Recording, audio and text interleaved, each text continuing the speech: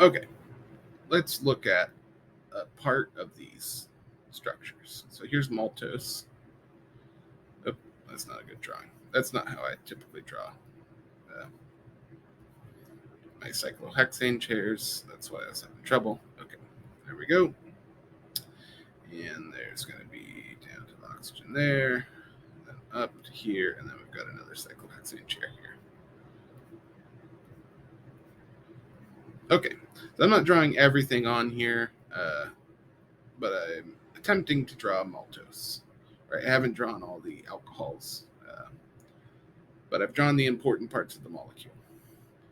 So something that stands out about maltose versus cellobiose. Actually, let me draw cellobiose on here real quick.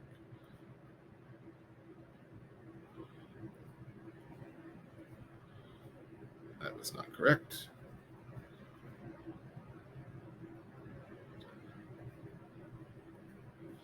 Okay.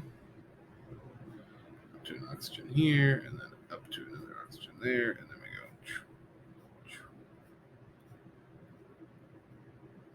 go. Okay.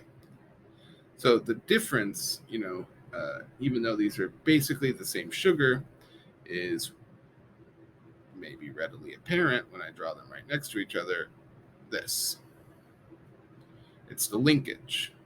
The linkage on maltose is known as an alpha glycosidic bond, whereas in cellobiose, it is a beta glycosidic bond, right?